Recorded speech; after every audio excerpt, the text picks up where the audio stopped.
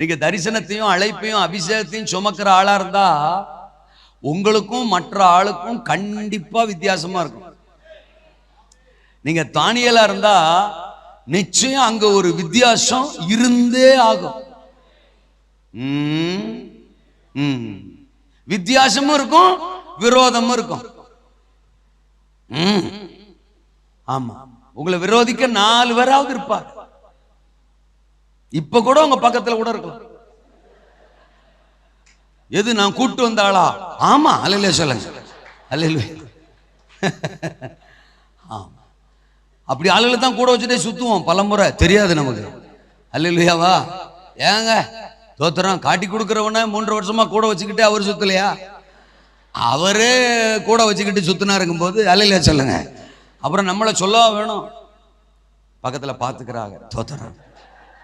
எப்பொழுதுமே அலர்ட்டா இருப்பது தோத்திரம் அபிஷேகத்துக்கு நல்லது. அபிஷேகத்துக்கு யோசேப்ப பகைச்சவன் வேற யாரும் இல்லையே, அவன் சொந்த சகோதரன் தானே. தாவீத பகைச்சவன் வேற யாரும் இல்லையே, அவன் சொந்த மாமனார் தானே. அல்லேலூயாவா? தோத்திரம். அப்படி விரோதிக்கிறவர்கள், சினம் கொள்ளுகிறவர்கள் இருக்கிற காலம்தான். இப்ப நாம சினம் கொள்ளுகிற கூட்டத்தில் இருக்கிறோமா, சிக்கி கொள்ளாமல் ஜெயம் பெறுகிற தானியலா இருக்கிறோமாங்கிறது தான் முக்கியம். ஏங்க நம்ம அடுத்த ஆளை பார்த்து பொறாமப்படணும், வயிறெறிஞ்சு சாகணுங்கிற அவசியம் நமக்கு இல்லையே.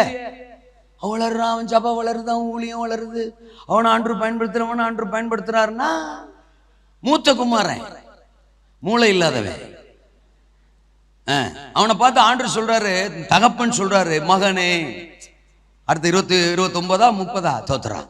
30 வசனம். அதுல ஆட்டுக்குட்டியை கொடுக்கலன்றான். தோத்துறான். 31 மகனே நீ எப்பொழுதும் என்னோடு இருக்கிறாய், எனக்குள்ளதெல்லாம் கோமாளி. அல்லேலூயா. இது கூட தெரியாம நீ மூத்த குமாரன் வேற சொல்ற, மூளை இல்லாதவன். நீ முந்தி பிறந்த என்ன பிரயோஜனம்? நீ சீனியரா இருந்த என்ன பிரயோஜனம்? அவனுக்கு நான் சீனியர்னு சொல்றியே, என்ன பிரயோஜனம்? நான் இங்க சொல்றேங்க, அல்ல சொல்லுங்க, வசனத்தை சொல்றேன்.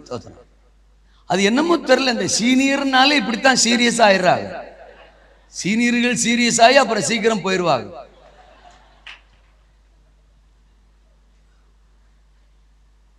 தனக்கு கீழே ஒருத்தன் எலும்பி வந்துடக்கூடாது.